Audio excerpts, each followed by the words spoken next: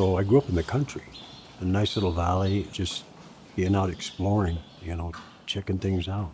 I had an uncle and a cousin that was in the army over in Germany, and they told me, Bud, go see the world. I signed up when I was 16 and a half, waited for my 17th birthday, and went to Germany. So I best qualified for a crane operator. I wanted to go into Seabees, construction. But they said, well, look, if you go into combat arms, you go into tanks, and add one more year, we'll give you $2,500.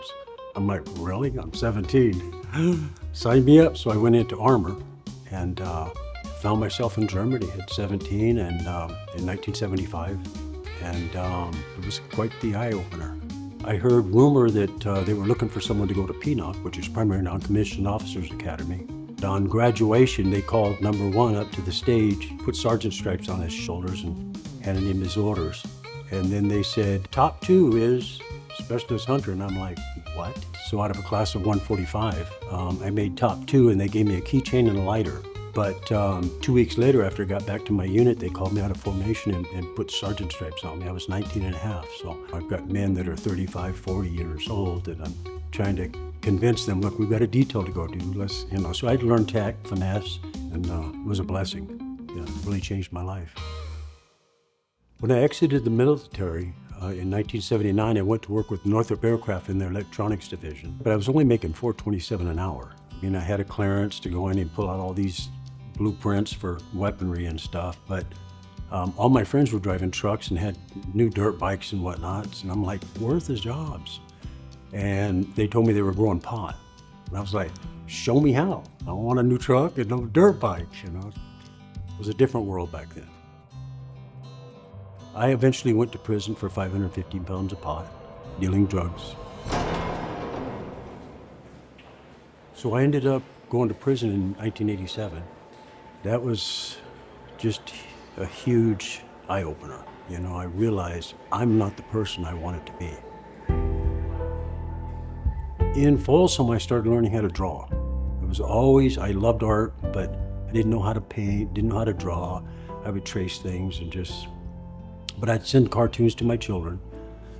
They were 3 and 4 when I left. So thinking of you, happy birthday, I love you, missing you. And I started learning more and more, moved on to a few other prisons, and finally met someone that started teaching me the magic of a white pencil and shadows and how to create something that looks 3D with a volume. And I would draw 10 cards a day. Interestingly enough, I was struggling with what was going on inside my head. And I read an art book, and it said, what is the conversation that you're having with yourself while you're painting or drawing? And is it negative? Is it critical? And it was. It's like, I can't do this. I can't get this shape. I can't, And it talked about my internal dialogue. How come no one else has talked to me about this? I've talked to psychologists and all kinds of people. So I was hungry for that knowledge about what was going on inside my head. And I realized I didn't need to wake up and get high every day. I needed a paintbrush or a set of colored pencils. And that became my life. I started reading more books and learning about my internal dialogue, and then blessing other people with that knowledge. Guys, so anger management, I created addiction recovery programs. It gives them the ability to feel like they made a difference in someone's life by just expressing themselves. Eventually created an art program, and it was a huge hit. They expected maybe 18, 20 people. I had 110 people show up. It became the Prison Arts Collective. We're in 20 prisons today. When I finally was paroled in 2019, I was hired by the organization I co-founded. Within 10 months, I had a statewide clearance to go back into all the prisons to teach, which was so cool. I had hardened convicts go to tears when I walked onto the yard, And they asked me going in, are you nervous? I said, no, I'm more comfortable in there. I'm nervous out here, I haven't drove a car for 30 years. I'm going 85 miles an hour. I'm terrified, But I was headquartered out of San Diego State University. They made me a lead teaching artist. I didn't even finish high school. All my coworkers had masters, but I knew what to do at the end of a paintbrush. I couldn't tell you anything about the history of it. So I eventually left the nonprofit and started back into construction, and found myself here fixing some law offices of family members that I have. But I wasn't in a good environment. I was around a lot of toxic people. I was having suicidal thoughts and found myself in the emergency room telling them I need help. So I ended up on the mental ward and with the 72-hour hold, and had no idea that U.S. Vets existed.